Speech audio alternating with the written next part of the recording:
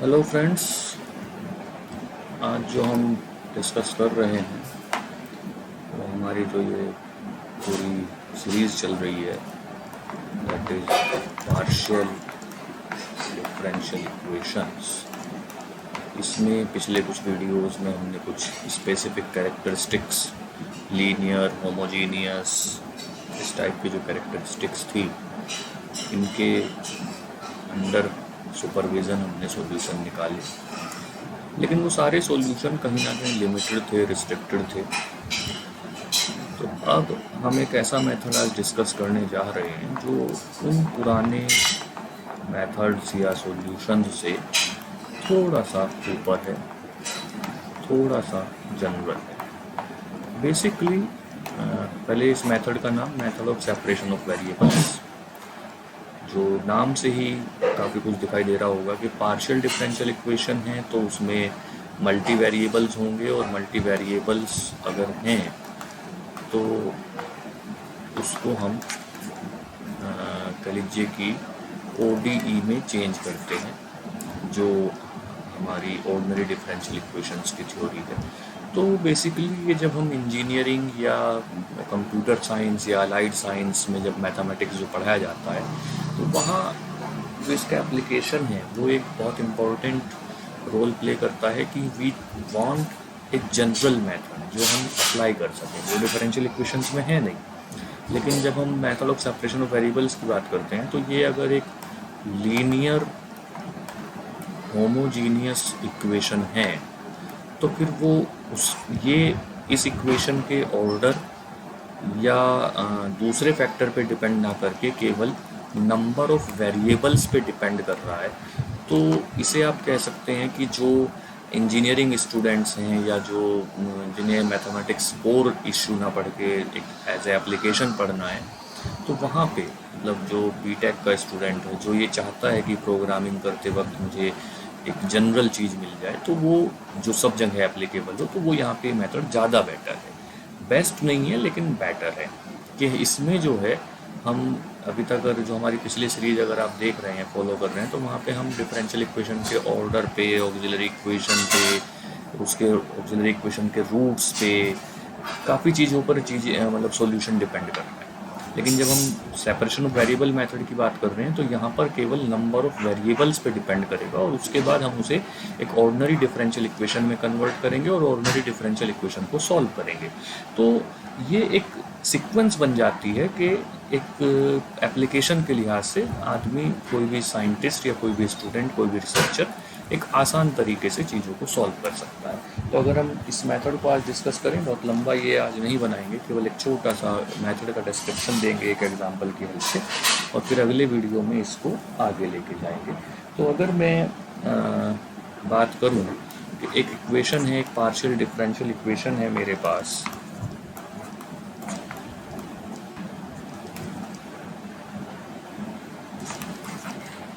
और ये इसकी एक बाउंड्री कंडीशन है।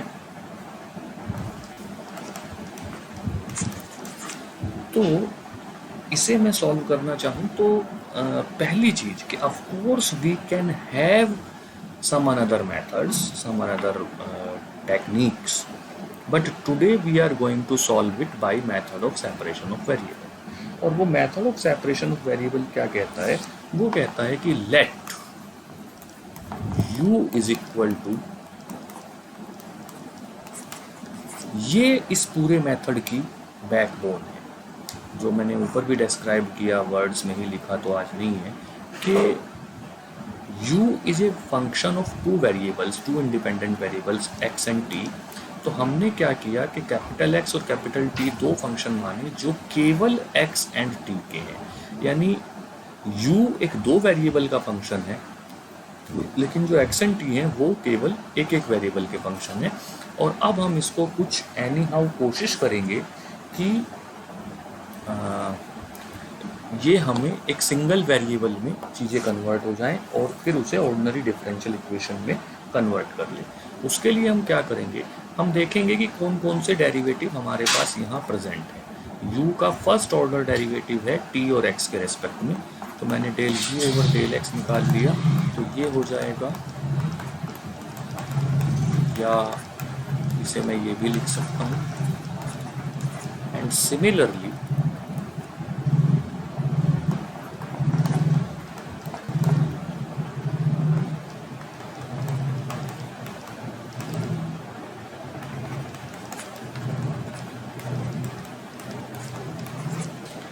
तो इस तरह से हम जितने भी डेरिवेटिव इक्वेशन में प्रेजेंट होंगे उन सब डेरिवेटिव्स को कैलकुलेट करें, और जितने डेरिवेटिव्स जब हमारे पास प्रेजेंट हैं उतने डेरिवेटिव्स को हम कैलकुलेट कर लेंगे। तो अब वो डेरिवेटिव्स हम गिवन डिफरेंशियल इक्वेशन, यानी अगर मैं एक फ्रेम में इन चीज़ों को रख पाया तो ये जो इक्वेशन नंबर 1 है ये हमें गिवन डिफरेंशियल इक्वेशन है, और 2 कंडीशन है, 3 हमने सॉल्यूशन माना, और फिर 4, 5, 6, 7 ये वो डेरिवेटिव होंगे जो इक्वेशन नंबर 1 में प्रेजेंट होंगे। ऑब्वियसली अगर हम कह रहे हैं कि 3 is the solution of 1, then the derivatives of 3, that is 4 and 5, will satisfy the given differential equation. So what we have to say, we will say put 3, 4 and 5 in 1. तो जब 3, 4, 5 को 1 में पुट करेंगे तो हमें कुछ ये शेप मिलेगी।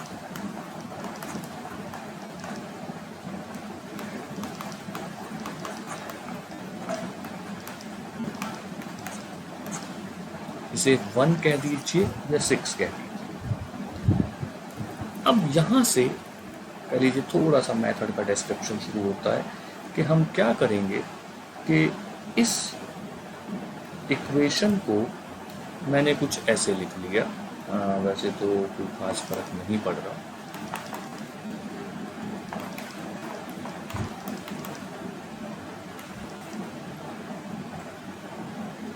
और अब मैंने इसे xt या u कह लीजिए से डिवाइड किया। तो जब xt से डिवाइड करूँगा तो ये बन जाएगा x dash upon x is equal to 2t dash plus t upon t, या इसे मैं लिख सकता हूँ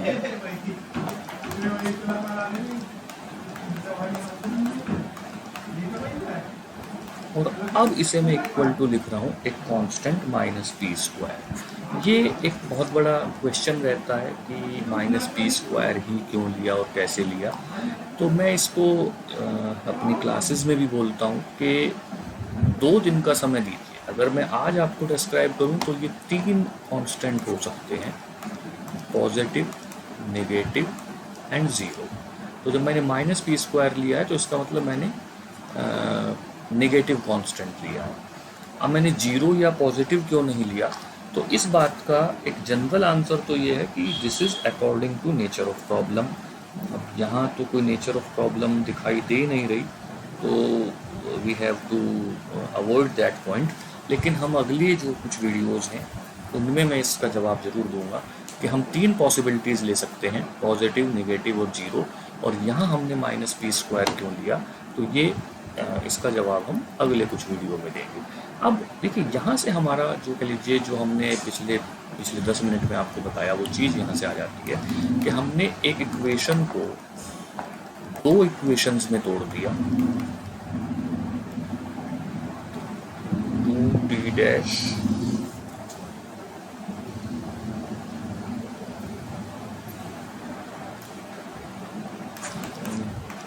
is equal to minus P square plus 1, या आप इसे लिख सकते हैं 2t dash plus P square plus 1t upon 2 is equal to 0। तो मैं इन 2 लाइंस को बहुत अलग सेपरेटली लिखना चाहूँगा। एक चीज़ आई मेरे पास dx upon x plus P square x is equal to 0, इसे मैंने नाम दे दिया a, और एक चीज़ आई मेरे पास dt upon dt plus P square plus 1 t by 2 is equal to 0, इसे मैंने नाम दे दिया d। तो ये बन गई first order linear differential equation, और इसे हम कहते हैं ऑर्डिनरी डिफरेंशियल इक्वेशन। तो जब ये ऑर्डिनरी डिफरेंशियल इक्वेशन है और बहुत पहले दिन का मेथड है जो हम डिफरेंशियल इक्वेशंस में पढ़ाते हैं, जिसे हम कहते हैं method of separation of variables, sorry, जिसे हम कहते हैं वेरिएबल सेपरेबल मेथड, क्योंकि दोनों मेथड एक ही कॉन्सेप्ट पे हैं, वेरिएबल सेपरेबल मेथड। तो आप ध्यान से देखिए कि हमारी ए और बी जो हैं दोनों उसी एक मेथड से सॉल्व हो जा रही हैं, और जो हमने डिफरेंशियल इक्वेशन में पहले दिन पढ़ा था। तो वेरिएबल सेपरेबल मेथड या इंटीग्रेटिंग फैक्टर या CFPI या कोई और मेथड, डजेंट मैटर। मैटर है कि आपने एक PDE जो आपको ऊपर दी गई है, मैं ऊपर के फ्रेम अगर ऊपर दिखाऊं तो उस PDE को आपने 2 ODE में चेंज कर दिया। That is the basic concept of our theory. और इंजीनियरिंग साइंस या एप्लीकेशन साइंस, कंप्यूटर साइंस का एक लॉजिक, एक रीज़न बना कि हमने ये एक PDE को भी ODE की शेप में ले आए। अब अगर मैं इन्हें सॉल्व करूं तो जो चूँकि वेरिएबल सेपरेबल मेथड को मैं यहाँ पे डिस्क्राइब नहीं कर रहा हूँ, तो मैं सीधे सीधे सॉल्यूशन लिख दे रहा हूँ। तो x is equal to C1 e to the power minus P square X, ये a का सॉल्यूशन है, और t is equal to C2 e raise to the power minus P square plus 1/2 t, ये b का solution है। a dash और b dash मैंने कह दिया। और ध्यान दीजिए कि मैंने जो मेथड, मैंने जो सॉल्यूशन माना था वो माना था u is equal to X X T T. तो इसका मतलब u इज इक्वल टू, मुझे लिखना चाहिए बल्कि u X T is equal to C1 C2 e raise to the power minus P square X e raise to the power minus P square plus 1 t/2। या मैं इसे एक general shape में लिख सकता हूँ u X T is equal to C e raise to the power minus P square X minus P square plus 1 t/2। ये जो मैंने लिखा बेसिकली ये कहलाता है most general solution of one. और जो हमारे बेसिक फंडामेंटल्स हैं वो कभी ना तो वॉयलेट होते हैं ना बदलते हैं।